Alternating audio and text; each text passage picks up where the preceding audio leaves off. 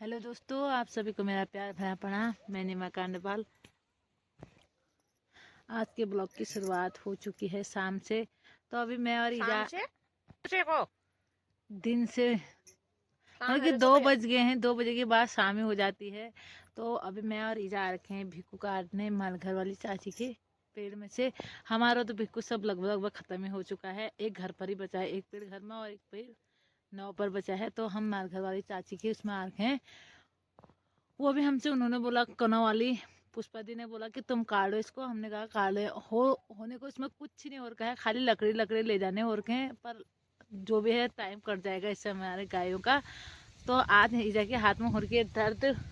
कल वो अल्मोड़ा गए थे, पहले भी गए थे, मैंने एक दिन पहले भी बताया था, और कल भी गए थे अल्मोड़ा।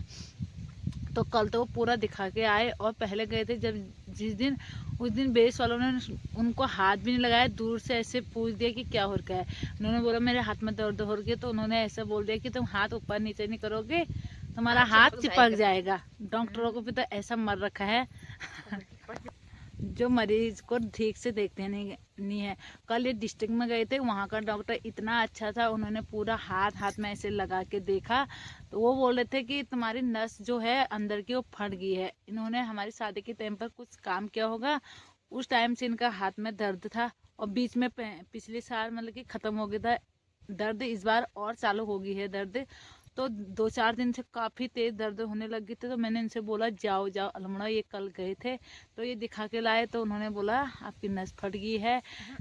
अंदर का मांस अंदर को जो मांस या नस जो भी बोलते हैं वो फट चुका है। तो दवाई दे रखी है और रेस्ट दे रखे हैं। अब ये मेरा साथ देने के लिए आ रखे हैं। और यहाँ हमारे गायों ने पूरा घास का खा खा के चौपट कर रखा है, चौपट ऐसा कर रखा है, बहुत परेशान कर दिया हमको। सासू मन यार सारा गाय लीजिए। के करूं। मैं मनो मैं मन हरो गोर बचा कपाव कच्चे दी हूँ मन हरो के करो ज्यादा परेशान करियालो ना करियालो ये गोर बचनु रोज हमें सरकारी ड्यूटी है यार लुटाने में हम ए हाँ ये हाजिरी जी लगाने है, जैसे स्कूल में हाजिरी लगानी ना वैसे ये तिल लगाना है। रोज हाजिरी लगाओ, ये आओ जाओ। तो यह सरो एल हम अभी हम काटते हैं फिलहाल भिक्कू। फिर मैंने घास भी ले जाना है क्योंकि यहाँ बहुत बुरा स्थिति कर रही है हमारी लूटों की। तो मैं फटाफट भिक्कू काटती हूँ। लुटानी सत्यानाश। लुटाने को तो सत्यानाश हर पर ईजा भी आ रखे हैं भी, और वो समेट देंगे मेरे साथ। मैं फटाफट काटती हूँ। तो पेड़ तो ये है, परसों आधा मैंने इधर को काट दिया था, आधा इधर को है। पत्ते तो बहुत ही कम हो के, लकड़ियां ज्यादा हो के हैं, पत्ते सारे गिर गए हैं। तो भारी बहुत ज्यादा हो रहा था, मैं इतना काट के लेगी तो मैंने कहा बबाल झाड़ देते हैं इसको भी, आज पूरा ही काट देती हूँ। तो मैं काटती हूँ अभी फिलहाल।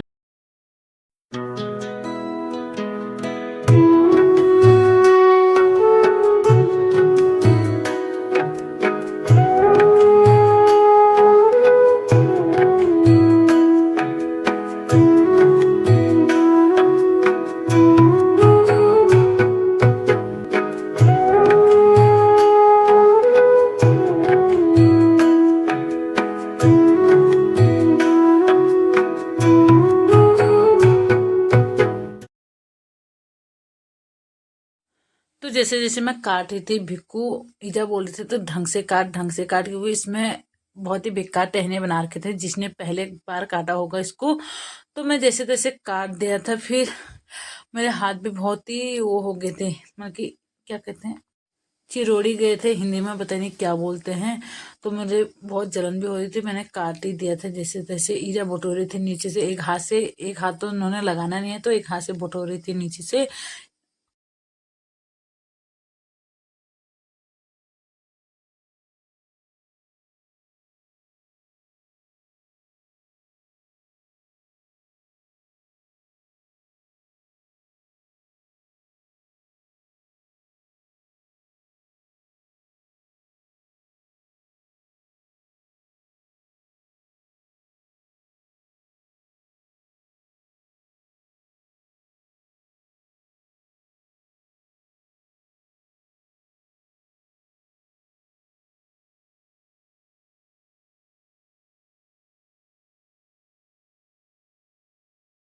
भिक्कू काटने के बाद मैं वापस यहाँ आ गई थी चाय पी के, और यहाँ पर गायों ने बहुत ही ज़्यादा नुकसान कर रखा था, इतना निकोज बना रखा था बहुत ही ज़्यादा। तो मैं इसे समेट रही थी क्योंकि लूटू के पूरे चारों तरफ से ऐसे निकोज जैसा बना रखा था इन्होंने, गायों ने बहुत ही बर्बादी कर रखी है। और एक लूटा तो हमने खोल ही दिया है लगभग लगभग। अब थी गढ़ो लगाने की बारी, तो मैं फटाफट गढ़ो लगाती हूँ। जो लोटा हमने उसको खोल रखा है उसमें से गाय घास नहीं खा रही क्योंकि वो पानी से भीगा वाला घास है, और उसमें थोड़ी स्मेल जैसी भी आ रही है, उसको नहीं खा रहे। और बाकी सब अच्छे घास है तो उसको गुजर खाने में लगे हैं। और अब मैं लगाती हूँ फटाफट गुढ़ा, और इतनी गंदी स्मेल आ रही थी, और पूरा वो हो गया था, ये क्या कहते हैं, शीतलैन जैसा हो गया था घास। तो अब मैं फटाफट लगाती हूँ, पूरे चारों तरफ से निकाल के अच्छे से निकालना पड़ता है क्योंकि ये पूले खुल भी जा रहे थे और मुझ पर कुम्मर भी लग रहे थे, तो मैं अच्छे ढंग से लगा रही थी। तो मैं फिर आ गई थी घर को। जगह जगह पर ये घास का जो मैं कट्ठा ला रही थी लग भी रहा था, और बड़ी दिक्कत भी हो रही थी लाने में, तो मैं ला रही थी।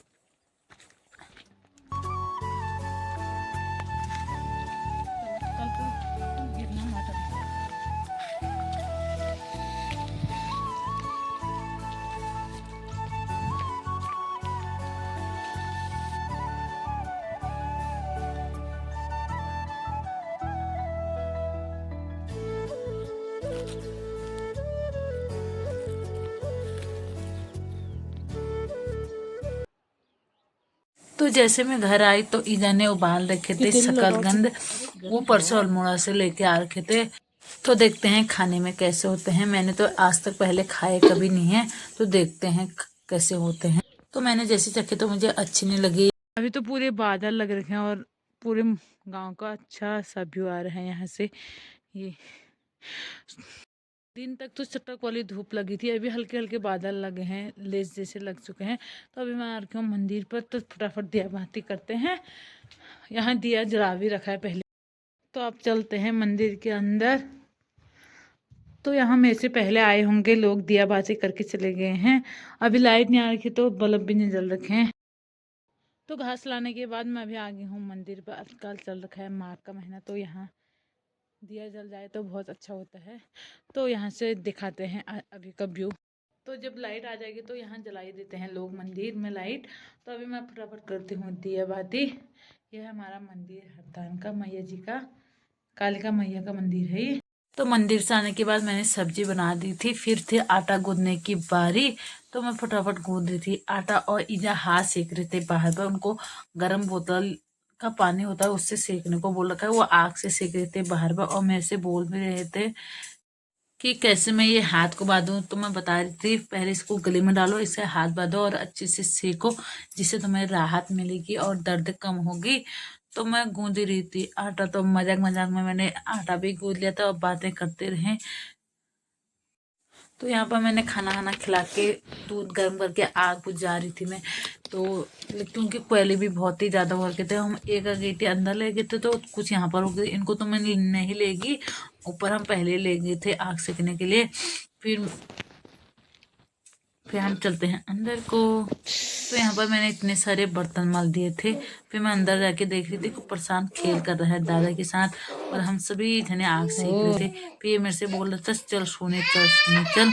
तो अम्मा भी सो गई थी। तो आपको आज का ब्लॉग कैसा लगा? अच्छा लगा हो तो लाइक शेयर सब्सक्राइब और कमेंट करना, ज़्यादा से ज़्यादा शेयर करना। Thanks for watching, bye bye.